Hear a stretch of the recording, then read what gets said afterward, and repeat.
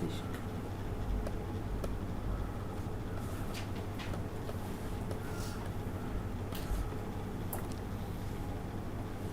So now let's say we have this cap, which is C. We apply a V in voltage.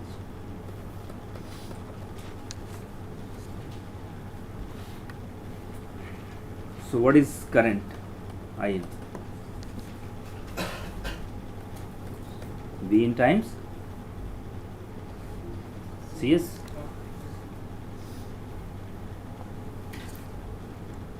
Now if I want to increase this current. So let's say IN, I want to make it, or I would call it K times IN. Then two possibilities.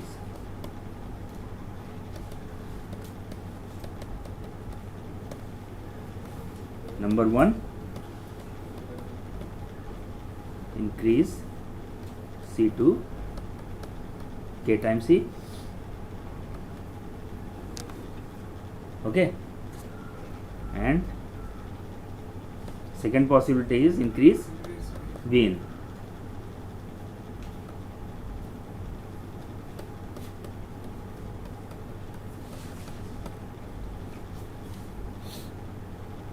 So increasing V in is not feasible, obviously, because if let's say you have a 1 volt and you want 10 times capacitor, you have to put a 10 volt, and 10 volt may not be basically, it will be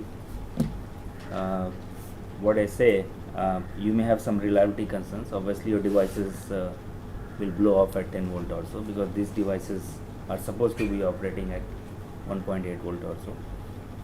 Okay, and if you have a small signal, you are looking at a millivolt and increasing it to 10 times, then it might be possible, but then you need amplifier and all those. So alternate way is, if I change the ground, let's say, instead of having the ground at a fixed 0 volt, so in order to change the V in, ultimately I want to change the voltage across the capacitor. Okay, so either I fix the ground and change the V in, input voltage, or change the ground voltage. So if I do this, this is your C and this is your V in, and if I make it minus K minus 1 V in. So what is the voltage across the cap? What is this voltage? V in minus K times V in, sorry, KB na, minus V. So now you will get K times V. So which means this is your gain factor, correct? So can I do this? This is equivalent to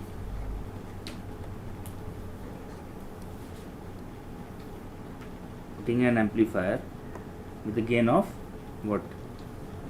Minus K minus 1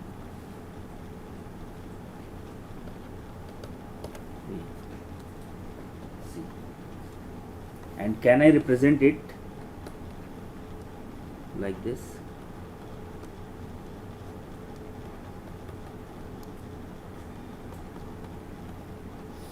Sorry, K times C.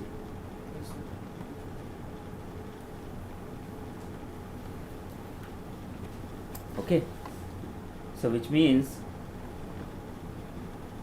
if you put the capacitor around an amplifier, the negative feedback, the capacitor looking at the input will be multiplied by the 1 plus gain times.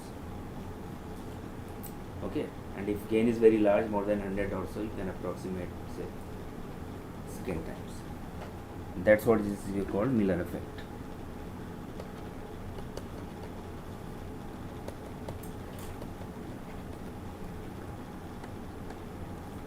So now you have this amplifier. Okay, this is your V in. What is the output? Output is minus K. GM R out, okay, multiplied by V. So now if I put the capacitor around this,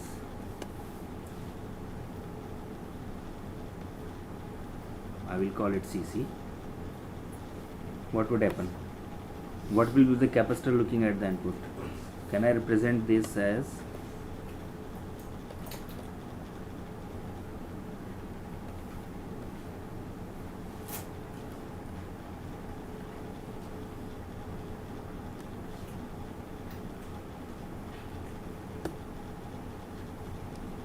so I'm not right now I'm not ignoring the effect at the output cap, but we'll take into the effect when we do the actual analysis, but I'm just looking at the input cap. What will happen here? So what is the cap, this cap value now? This cap value should be 5 nano. GM GM R out multiplied by CC. CC. Okay, and if GMR out is, let's say, I mean 20, 10 or so, I mean usually you have more than 50 or so. So now assume, let's say this guy is how much the gain we got last time? 300. 300. So now divide your 5 nano with 300. 16 picofarad. Okay, so that is the capacitor you will require now.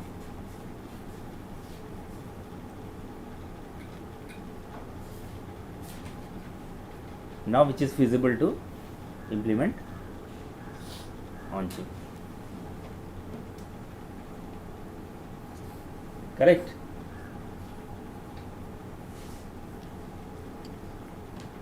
So if GMR out is large, then CC is quite small. So assume previous case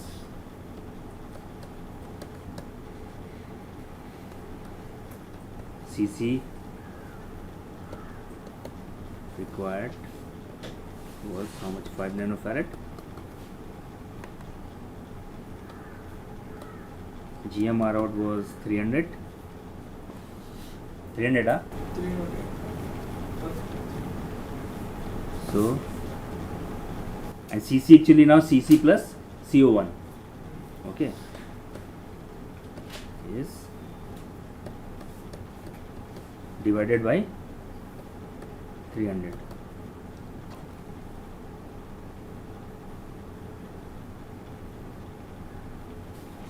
16 picos. 16.6.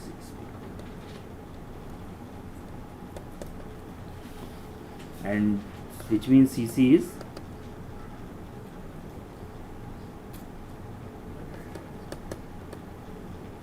minus 6.4 we had,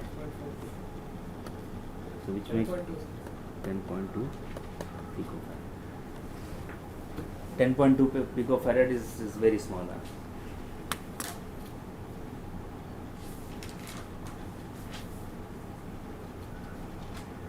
So one thing you need to remember, when you now this capacitor is a function of your gain, and the gain output stage gain is changing with the load current. Okay, so you have to make sure that at the maximum load current, this obviously this will move, this capacitor will get smaller, huh? Which means your omega P2 will move at a higher frequency, but at the same time your output pole is also moving at the higher frequency.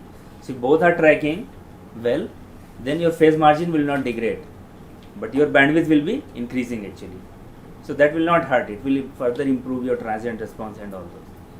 So all you have to just make sure that a max load and min load, there is no case where your output pole becomes closer to your UGP.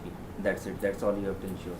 So based on that, you may have to slightly increase this capacitor or overcompensate it, so that at higher load current, you get a good phase margin. That's it.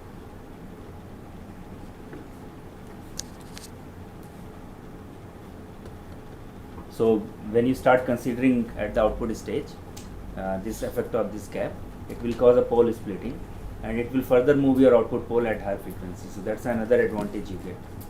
And when your output pole is moving at higher frequency, now you have a freedom to move your dominant pole at higher frequency, okay, and build a higher bandwidth. And we have to consider right half plane 0 also here. So this capacitor will cause right half plane 0, which will degrade your stability phase margin.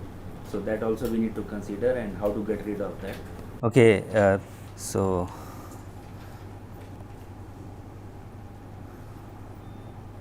this should be CC actually. The reason is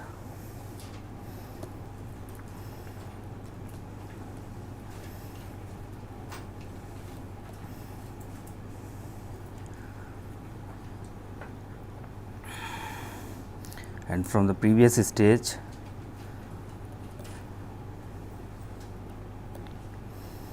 you had RO2 and CO2.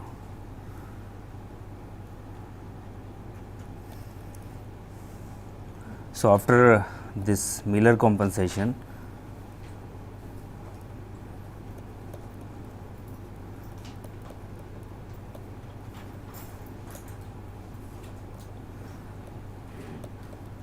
what should be this cap? GMR out. So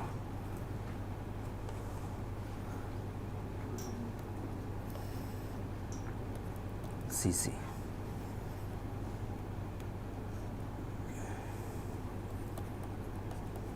Correct. So GM R out CC is much larger than CO2, because now it's multiplied by, and you know that this order of picofarad, and so multiplied by the gain, so it will look much larger than your 6.4 picofarad cap. So it should be CC only, not CC plus CO2. So your CC will remain this. Okay. So let's look into right half plane 0.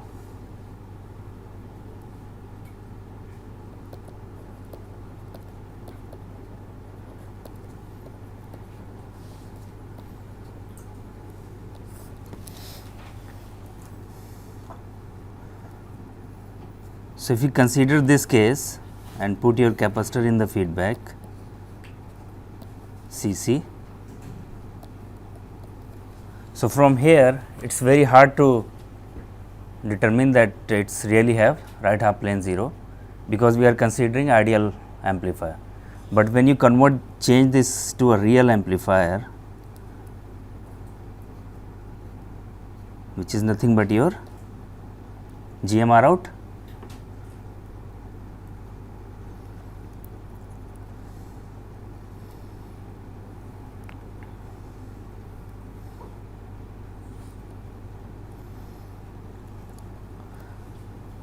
and since we are interested in transfer function, so now just find V out by V in for this. So you have 3 currents, this, and this. Just apply KCL at V out.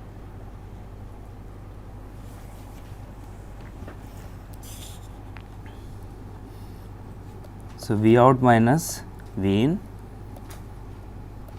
S of CC plus V out over R out equal to what? Minus V in GM. So V out S of CC minus V in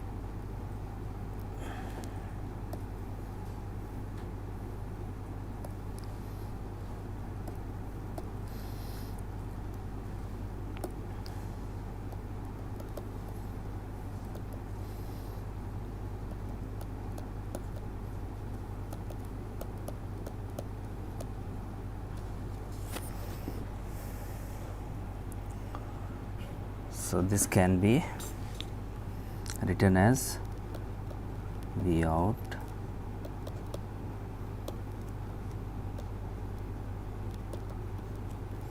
equal to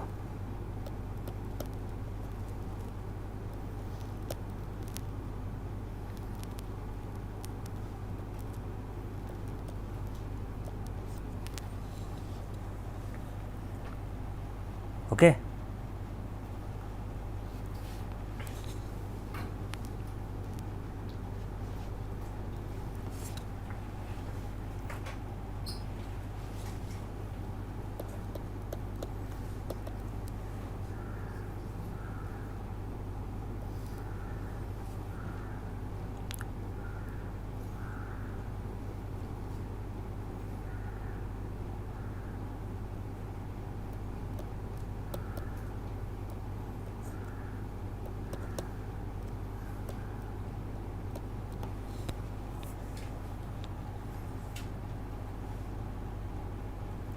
Correct.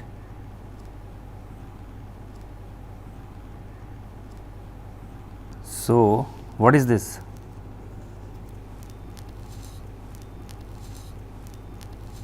This is your, so you have a 0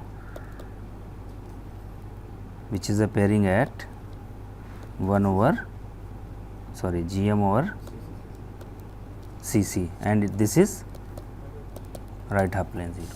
I am not interested in the pole because we have modified this transfer function. Actually, when you look at the previous stage, so here what you have, if you take from the previous stage, you will have a capacitor CO2 and you will have RO2 and you will have a current from the previous stage, which is will GM times V in. So, if you want to find the overall transfer function, you have to include all those, but just in order to show that there is a right half plane 0, I just simplified everything and only consider this CC, because if you consider all those caps, then it will complicate the things. So, there is a right half plane 0, and now if I do this,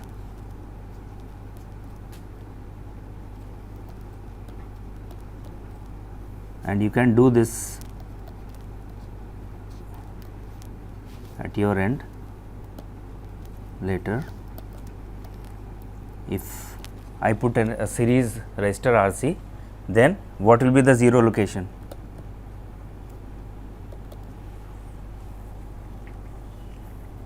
Can anybody tell?